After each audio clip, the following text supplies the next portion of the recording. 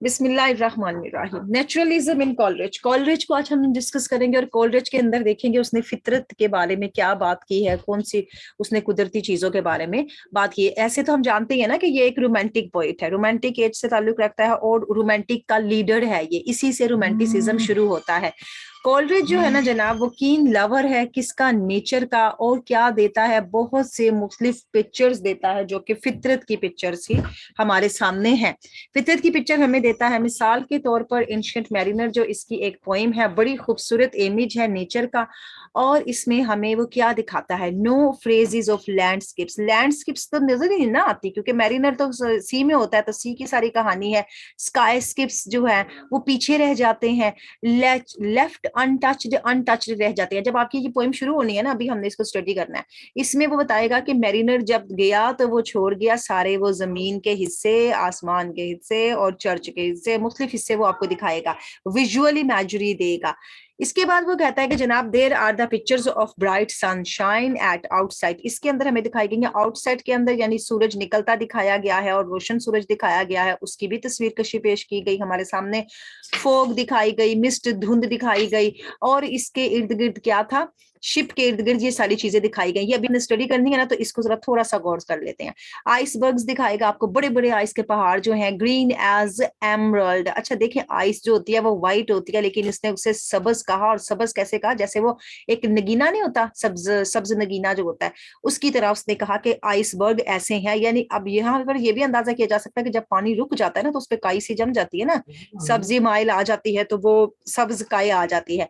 अब ये इसने दिखाया जनाब, और इसके बाद कह रहा है कि हमें सफेद मून दिखा रहा है जो कि चमक रहा है through the white fog. Fog के जरिए सफेद जो है ना मून को सफेद फोग के जरिए दिखा दिया गया। इसके बाद इसने दिखाया ब्रॉड ब्राइट सन, बहुत ज्यादा चमकता रोशन सूरज हमें दिखाया। और सूरज हमें इतना गर्म दिखाएगा कि वो आप देखेंगे कि वो जो बैठे हुए अशखास हैं वो बेकिंग कर गए हैं, उनकी बॉडीज बेक कर गई, उनके लिप्स बेक कर गए, उनकी स्किन जो है वो झुलस रही है सूरज में, इतनी तपिश ये हमें दिखाएगा। बड़ी विजुअल इमेजरी आपने देखनी है इसमें। रेस्टिंग कहा कर रहा है upon the western waves. Western waves यानी मगरबी लहरों के ऊपर वो वहां पर गरूब हो रहा है। अब ये जाते वक्त इसका मंजर और होगा, आते वक्त इसका मंजर और होगा। जब हम टेक्सचुअल लाइन पढ़ेंगे ना, तो उस वक्त आपको ये मजीद क्लियर हो जाएगा।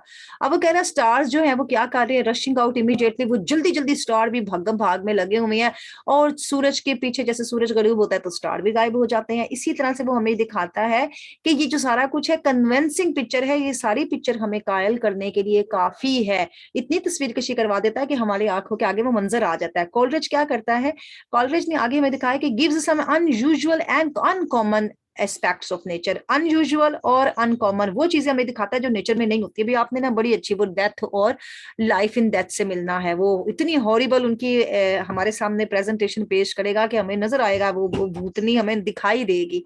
अब ये नेचर के अंदर मौजूद नहीं है, लेकिन गैर मामूली चीजें उसने हमें दिखाई हैं। अब यहाँ पे दिखाएगा कि हॉट और कॉपर सिकाई। कॉपर पता है क्या आता है, वो सिल्वर सारी चीज जो सिल्वर के होते हैं ना, सिल्वर दहकता सिल्वर जो होता है, वैसा कहता है सूरज हुआ, ये आसमान ऐसा हुआ पड़ा है कि इतना गर्म है कि कॉपर हो गया है। कॉपर यानी वो सिल्वर कलर में आ गया है, किसकी वजह से, गर्माइश की वजह से। और ब्लडी नून, नून इतनी लाल हुई पड़ी है कि लग रहा है कि रंगीन खून से हो गई है। नून क्या आती है, गर्मी हो जाए तो उसमें सूरज की तपश से उसने सूरज को, इसको आसमान को दिखा दिया कॉपर, और नून को कह रहा है कि इतनी ज्यादा जैसे लाल खून जैसी हो गई है। ओशन का वाटर रोटिंग ऑफ, ओशन का वाटर कभी वो हो सकता है, खराब हो सकता है पानी, ओशन तो बहता ही रहता है ना, बहता ही रहता है। लेकिन ये उसकी पिक्चर कशी है, वो कह रहा है ओशन का वाटर रुक गया और रोटिंग हो गया जनाब, ऐसा गल सरसा गया। वहां पर बड़ी बड़ी इनकी कश्ती भी गल सी जाती है।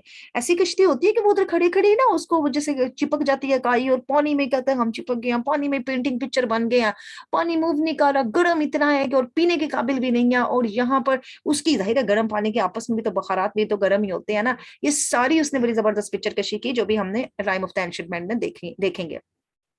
आगे कह रहा है पानी ऐसा लग रहा है जैसे बर्न ग्रीन के वो जुलस कर सब्ज पड़ चुका है और ब्लू हो गया है, व्हाइट हो गया एट नाइट टाइम। रात के वक्त भी पानी के रंग बदलते हैं। ये rhyme of the ancient mariner की बड़ी जबरदस्त पिक्चर कशी हो गई। आगे आ जाए, कॉलरिज रोमांटिक पोइट है जनाब, और इसकी जो शायरी है उसमें क्या है, उसमें गलबा है किस चीज का, रोमांटिक टेंडेंसी का, रोमानवी रुझान का गलबा है उसके अंदर, और रोमांटिक मूवमेंट का भी उसमें उनसर नजर आता है।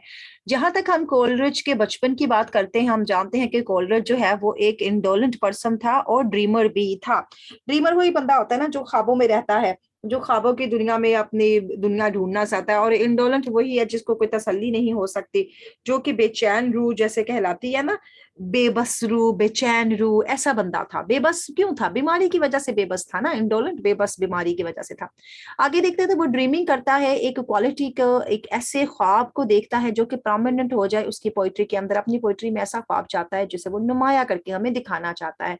और उसका सुपर नेचुरलिज्म उनसर जो है ना, जिसमें वो रूहानी चीजें दिखाता है, जिन भूत चुड़ैलें, ऐसी ऐसी चीजें दिखाता है जो नेचर में मौजूद नहीं होती, वो क्या है? Is the outcome of his dream quality.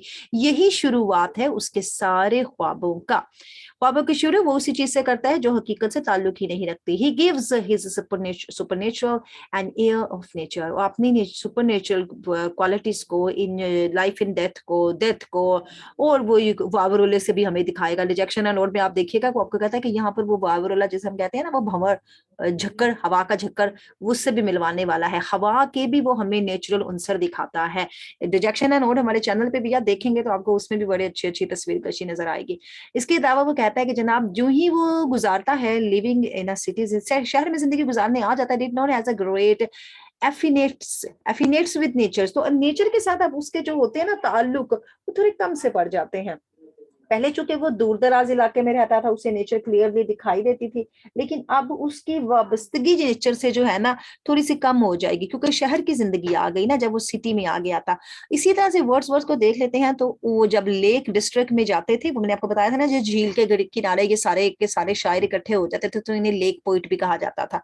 ताहम बाद में ये हो जाता है कि under the influence of Wordsworth, क्योंकि शहर में आ गया, वर्ड्सवर्थ मिला, उसके साथ लेक पे जाने लग गया, नेचर ने उससे वाबस्तगी तो कम कर दी। लेकिन जब वो वर्ड्सवर्थ के जेरे असर आया, तो मैंने आपको बताया था ना कि इसने सारी शायरी दूसरे बंदों के जेरे असर की है। पहली शायरी इसने अपने उन दोस्तों के जेरे असर की जिनके साथ ये पेंटोसिक्रेसी पे काम कर रहा था, दूसरी शायरी पे ये वर्ड्सवर्थ के साथ आ गया, और तीसरी इसकी जिंदगी का पहलू ये था कि इसने जनाब शायरी करनी छोड़ दी और उसने क्रिटिक का काम करना शुरू कर दिया। कॉलरिज का एटीट्यूड जो नेचर की तरफ था, वो अंडरवेंट, गुजरता रहा रेवोल्यूशनरी चेंजेस, इनकलाबी तब्दीलियां उसमें आती रही। कभी नेचर को कहता था नेचर हमारे मूड के लिए अच्छी थी, बाद में नेचर को कहता है नेचर नहीं जनाब, मूड हमारा चेंज कर सकते। इंसान का अपना मूड होता है जो नेचर को अच्छा और बुरा समझता है। और मैं भी वैसे इसके साथ हूँ, क्योंकि हमें खुशियां हजार मिल जाए नेचर के अंदर, लेकिन जब तक हम दिली तौर पर खुश नहीं होंगे, हम अपने माहौल से खुश नहीं हो सकते। हम उदास ही रहेंगे, चाहे शादी में भी ना बैठे हो, हम खुशी का माहौल हो। इस थ्योरी पर आके मैं इसके साथ हूँ। लेकिन वर्ड्सवर्थ कहता था कि थ्योरी ये है कि नेचर खुश है ना, आप भी खुश हो जाएंगे।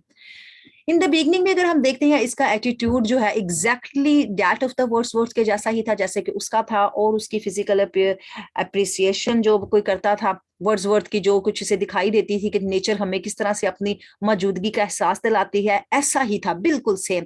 लेकिन ग्रेजुअली आहिस्ता आहिस्ता क्या हो गया, वर्ड्सवर्थियन यानी वर्ड्सवर्थ की एटीट्यूड से ये पीछे आ गया, हट गया टुवर्ड्स द नेचर जो कि उसका था, क्लियोमिनेटेड। अब यहाँ पर इसने क्या कर दिया, यहाँ पर इसने काटा अपने आप को अलग किया उससे। इसका वैसे तो मतलब होता है ना जो अरूज पे ले जाना, लेकिन यहाँ पर आप करेंगे इख्तिताम कर दिया इसने इख्तिताम कर दिया अपने तल्लुकात का, अपनी थ्योरी का, वर्ड्सवर्थ की थ्योरी के साथ, जो कि सुपर नेचुरलिस्टिक की थी, स्पिरिचुअलिस्टिक की थी, रूहानियत की जो थ्योरी थी, और मिस्टिक ग्लोरिफिकेशन की थी। जो आप देखते हैं ना सूफी बंदे होते हैं, उनकी जो शान शौकत होती है, अल्लाह करने वाले, जो नेचर के बारे में कहते थे सारी बातें। वर्ड्सवर्थ का नेचर के बारे में यही था कि नेचर हमें सब कुछ देती है, और नेचर ही हमें अच्छा बुरा बनने पर मजबूर भी कर देती है, खुशियां भी देती है, जो भी उसकी मिस्टिकल थ्योरीज थी उसके साथ था। लेकिन इसने क्या कर दिया, कल्मिनेटेड कर दिया, इसने उन थ्योरीज के अख्ताम पहुंचा दिया एंड में आके। फिर उसने क्या किया, डिस्कवर करता है, उसने क्या वजूद कर हासिल कर लिया, क्या उसने दरियाफ्त कर लिया, the soul of the God glorifies. उसने कहा कि सिर्फ खुदा की जात ही है जो बड़ी शान शौकत वाली है। ऑल द नेचुरल ऑब्जेक्ट्स, तमाम नेचुरल ऑब्जेक्ट्स में से सिर्फ इनका गॉड ही ग्लोरीफाइज है, नेचर में ग्लोरिफिकेशन नहीं है।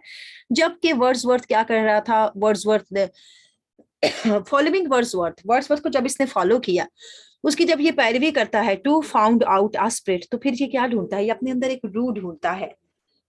रूह कौन सी होती है, जो कि एक डिवाइन इंटेलिजेंस की होती है। उससे इसको चाहिए डिवाइन इंटेलिजेंस होती है, एक खुदाई किस्म की दानश्वराना ताकत, वो मिस्टिक पोइट्स के अंदर होती है ना ये दानश्वराना ताकत, उस ताकत की तरफ ये जा रहा था। रुके, अच्छा जनाब, बात कर रहे थे हम कॉलरेज की। कॉलरेज ने क्या किया, वर्ड्सवर्थ के पीछा करता रहा, यानी उसको फॉलो करता रहा। फिर उससे क्या हो गया, टू फाउंड आउट और स्पिरिट, तो उसने क्या ढूंढा, उसने एक रूहानियत ढूंढ ली, उसने एक इलाही इंटेलिजेंस उसके अंदर आ गई जो कि नेचर में भी मौजूद थी, यानी कुदरत ने उसको एक शाउर दे दिया कि वो अब अपनी इस नेचर की थ्योरी को पहचाने। और ये गया था जर्मन, जर्मन जाके ना इसकी तरफ थ्योरी चेंज हुई थी। अब इसकी जो नेचर थी ना, description was physical, mystical, spiritual और पेथेंसिस, पेंथिसियस। पेंथेसिस्टिक क्या होता है, अब इस थ्योरी की तरफ चले जाएंगे ना, तो मैंने आपको बताया ना इस बंदे ने ऐसी ही थ्योरियां दी हुई हैं जो कि ये शादी से पहले देता था। ये भी एक बुत परस्त जैसी थ्योरी थी। बुत परस्त ये होती है ना, पैंथेसिस्टिक, इसका मतलब था ये था कि जो चीजें मौजूद हैं, जिनकी वजूद नजर आ रहा है, उन्हीं की पूजा करनी शुरू कर दो कि जनाब यही नेचर है, यही खूबसूरती है, यही सब कुछ है। उस किस्म की ये थ्योरी बन जाती है इसकी। बाजू का तो ये हमें नेचर को कहता है, नेचर का वजूद मौजूद है, नेचर के अंदर रूहानियत मौजूद है, नेचर के अंदर सूफियानापन मौजूद है, और नेचर के अंदर क्या है, बुत परस्ती जैसा आंसर मौजूद है कि हम नेचर की पूजा ही करनी शुरू कर दें। वर्ड्सवर्थ की तरह इसने क्या किया, ये यकीन करता था कि नेचर जो है ना हैड सम हीलिंग पावर, कि वाकई नेचर के अंदर ताकत है, हमें वो हमारे जख्म को भर सकती है, हमारे अहलाकी इन्फ्लुएंस हमें दे सकती है, किसी भी इंसान के जख्म नेचर भर देती है और उसको अहलाकी इन्फ्लुएंस भी दे सकती है। आगे वो कहता है इट हैज होली प्लान, ये वाकई एक बड़ा अच्छा मंसूबा था, एक जिसे कहते हैं ना मुकद्दस बात कह दी उसने। इट एजुकेट्स मैन, नेचर आदमियों को तालीम भी दे सकती है, यानी इंसान को सिखा भी सकती है कुछ चीज। एजुकेट्स यानी सिखाने के मफहूम में आ गया। So he too linked man with nature, लिहाजा ये बंदा भी ताल्लुक रख लेता है नेचर के साथ। Both agree to the valid presence of God in nature. अब ये बोथ कौन है, एक वर्ड्सवर्थ है और एक कॉलरिज। दोनों को ही यकीन था कि खुदा की मौजूदगी छाई पड़ी है नेचर के अंदर, क्योंकि दोनों ही अपने मजहब के तो यकीन रखते ही थे ना। लेकिन that every object of nature has a life of its own, but ये है कि नेचर की जितनी भी चीजें पाई जाती हैं उनमें से हर एक की अपनी जिंदगी है। अगर दरख्त है उसकी अपनी जिंदगी है, हवा है उसकी अपनी जिंदगी है, पानी है उसकी अपनी जिंदगी है, कुदरती चीजें है ना, नेचुरल ऑब्जेक्ट्स आ जाते हैं, उनके अपनी मौजूदगी भी उनमें मौजूद है। ही ऑल्सो बिलीव्ड, वो यकीन करता है कि नेचर बड़ी ग्रेट और यूनिवर्सल टीचर है, हमें नेचर बहुत आलमगीर सच्चाइयां सिखा देती है जो कि बदल देती हैं इंसान की शख्सियत को और उससे बना देती हैं हारमोनियस पर्सनालिटी, एक ऐसी पर्सनालिटी जिसके अंदर हमआहंगी पाई जाती है, मुनासिबत पाई जाती है। हारमोनियस पर्सनालिटी यानी वो आदमी बैलेंस हो जाता है, अप्स एंड डाउन से उसे बहुत कुछ सीखने को मिलता है। वो यकीन रखता है कि नेचर स्पीक्स, भाई नेचर बोलती भी है, इटर्नल लैंग्वेज, उसकी अपनी एक ऐसी जुबान है जो कि लाफानी है, विच गॉड्स अटर्स, और वो जुबान वही है जो खुदा बोलता है। नेचर की जुबान वही है जो खुदा की जुबान है।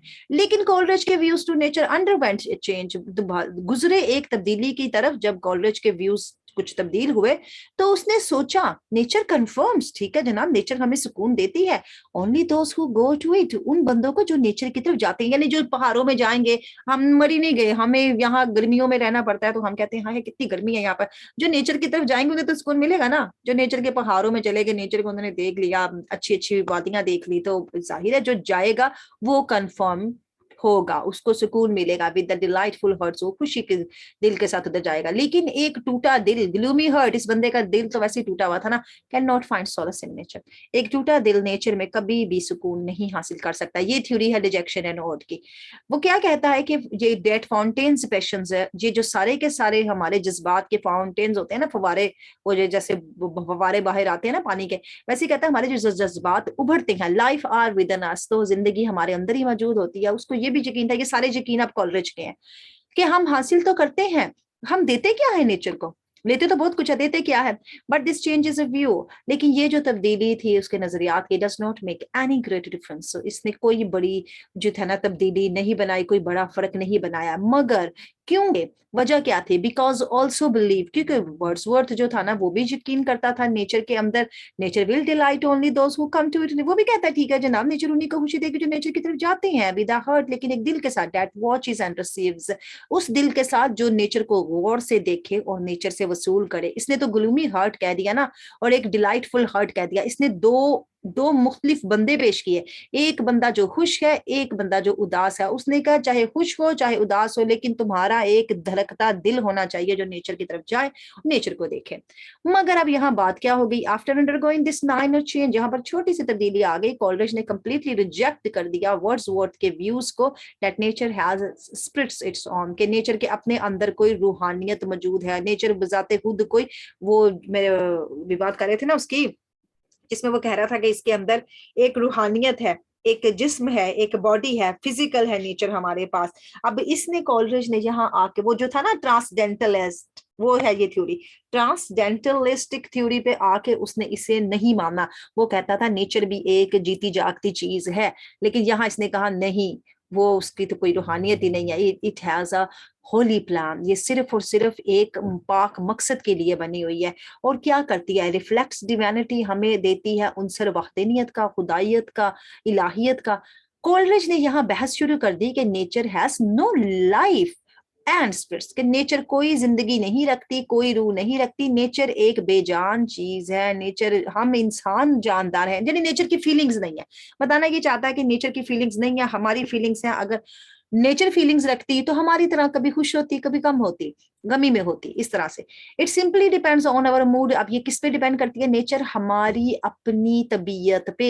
Nature can not affect man's personality, और इंसान की पर्सनालिटी पे कोई असर नहीं डाल सकती है, ताहम it can provide an atmosphere, हाँ माहौल ऐसा पैदा कर देती है। This change starts from college deep study. अब इसने ये सारा माहौल हो गया, अब ये सारी थ्योरी ने क्या किया, यहाँ से इसने एक तब्दीली शुरू कर दी कॉलरिज के बहुत गहरे मुताले के बाद, जो कि उसने ट्रांसडेंटलिस्ट फिलॉसफी पर किया था जर्मन में रहकर। ट्रांसडेंटलिस्ट फिलॉसफी वही थी ना इसकी, जिसमें इसने सारा बताया कि नेचर में कोई जिंदगी नहीं। ये ऊपर वाली जो थ्योरी है ना, ये सारी थ्योरी इसी बात से जाके मिलती है। नेचर में कोई जिंदगी नहीं, नेचर में कोई रूहानियत नहीं, नेचर हमारे मूड को नहीं बदल सकती। इंसान का मूड अच्छा होगा उसे नेचर अच्छी लगेगी, मूड अच्छा नहीं है तो नेचर अच्छी नहीं लगेगी। ये सारी थ्योरी रिजेक्शन एंड ओड में इसने बताई हमें। ही लर्नड, वो कुछ सीखता है इससे, that existence of the external world is phenomenal, ये जो मौजूदगी है, ये जो वजूद है हमारी बैरूनी दुनिया का, ये एक बड़ा अजूबा है, फिनोमिनल बड़ा अजूबा है। And our thoughts only give form, हमारी सोचें सिर्फ और सिर्फ इसे शक्ल दे देती हैं। किसको, एक्सटर्नल ऑब्जेक्ट्स को, जो चीजें हमारे पास होती हैं, हमारी सोच उन्हें एक शक्ल बना कर हमारे सामने रख देती है। सोच में आता है कुछ तो वो हमारे सामने आ जाता है। नेचर क्या करती है, वो तो हमारे अंदर ही रहती है। वो कहते हैं ना रब दिलां विच वसदा, ये वहां वो बताना चाहता है कि नेचर भी हमारे अंदर है। If we are happy from inside, अंदर से खुश है, it would add to our joy, तो हमें खुशी मिलेगी। Whereas if we are torn from inside, लेकिन अगर हम अंदर से टूट फूट का शिकार है, दुखी है, वी कांट विन जॉय, हम नहीं हासिल कर सकते किसी किस्म की खुशी फ्रॉम द एक्सटर्नल ऑब्जेक्ट से।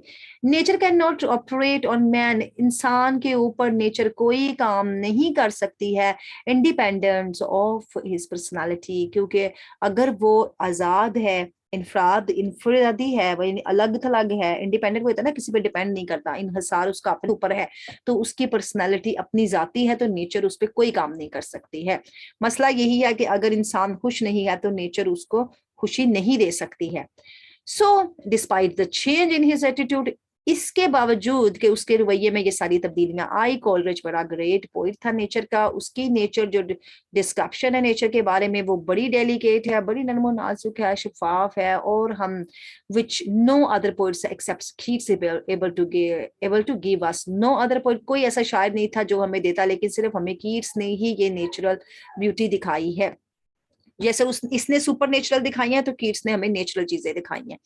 It's also has a clarity and lucidity, अब लुसिडिटी सादगी भी है इसमें, क्लियरिटी वजाहत भी है इसकी शायरी के अंदर। वो क्या देता है, अ मिनट डिस्क्रिप्शन, एक लम्हे की वो वजाहत दे देता है ऑफ द मैरिनर, मैरिनर को भी हम रीड करेंगे तो मैरिनर की उसने हमें छोटी सी डिस्क्रिप्शन दी, उसकी स्किनी हैंड्स, उसके चिपचिपाते बुढ़े हाथ, ग्लिटरिंग आई, चमकती आंखें, ग्रे बर्ड, उसकी वो सुनहरी या वो जो होती है ना सफेद कलर की, यहाँ पर वो सफेद दाढ़ी की बात कर रहा है। कॉलरिज ने क्या किया है, फैसिनेटिंग कलर्स हमें दिखाए हैं, वो कलर्स दिखाए हैं जो हमारा दिल मोह लेते हैं, which makes his nature description alluring. अब ये जो नेचर की डिस्क्रिप्शन होती है वो हमारे सामने ऐसे पेश करता है कि वो बड़ी दिलकश लगती है, अलूरिंग हमें दिलकश महसूस होती है। Rhyme of the ancient mariner पे फिर आ जाते हैं, जिसमें वो हमें बताता है कि ये जो सी वाटर है, burning green and blue and white, समंदर का पानी जल जल कर सब्ज, नीला और सफेद हो रहा है, लाइक ऑयल्स विच। ये बड़ी जबरदस्त डिस्क्रिप्शन है जो इसने शेक्सपियर की ऑयल्स विच से चुराई थी, जो उसने मैकबथ में दी थी ना, ये उसने वहां से पॉइंट ऑफ व्यू उठाया। कहा कि ऐसा हो गया समुद्र का पानी जैसे चुड़ैल का तेल होता है, वो भूतनियों ने तेल आगे रखा होता है ना जिसमें वो कर रही होती है अपना जादू मंत्र। दो हिज नेचर डिस्क्रिप्शन, जहाजा जो उसने हमें नेचर बताई है, इज सुपर नेचुरल, वो असल में नेचर नहीं है, वो सुपर नेचुरल है, वो हाँ ये रूहानियत नहीं है, वो जैसे कहते हैं ना हवाई चीजें, वो उन पे मुश्तमिल है। Yet it is never remote, लेकिन वो दूर नहीं है, as to be away from human life. हाँ अगरचा इंसानी जिंदगी से कुछ दूर है, मगर हमसे कुछ ज्यादा दूर नहीं है, क्योंकि हम कभी मानते हैं कभी नहीं मानते, क्योंकि कभी किसी ने देखा नहीं, और जिन्होंने देखा वो उनकी बातों पे कोई दूसरा नहीं मानने को तैयार, कि आप लोगों ने देखी है ये चीजें। Landscapes have been painted against human atmosphere, ये जो लैंडस्केप्स उसने बनाए थे इंसानी माहौल के खिलाफ बनाए थे, अलग बनाए थे। जैसे वो कहता है समुद्र का पानी ठहर गया, ऐसा नहीं हो सकता, समुद्र का पानी क्यों रुकेगा, समुद्र का पानी तो ठहरता ही नहीं है, समुद्र का पानी तो हवा के जरिए चलता है। अब ये कहता है वहां हवा भी नहीं चलती, ऐसे वो हम इलाके में फंस गए कि जहां हवा भी नहीं चल रही थी। अभी वो इलाके देखेंगे ना, वो उसमें आप खुद चले जाएंगे जब आप उसे स्टडी करेंगे। कोबलाई खान पे चले जाते हैं, यहाँ पर वो क्या कर रहे हैं हमें डिस्क्राइबिंग बताता है सनी प्लेयर डूम की। सनी होता है सूरज के अंदर, प्लेयर डूम है एक खुशगवार डूम, वहां पर महल भी आ जाता है, गुंबद भी आ जाता है। वहां पर एक कहानी सुनाता है कि बादशाह कुबलाई खान था, वो एक डूम बनाने का, एक डूम के बनने का ख्वाब देख रहा था। वो टॉक्स अबाउट करता है एक डेसिमल का प्लेइंग, डेसिमल होती है गर्ल, याद रखिएगा बड़ा नया सा लफ्ज है डेसिमल यानी गर्ल।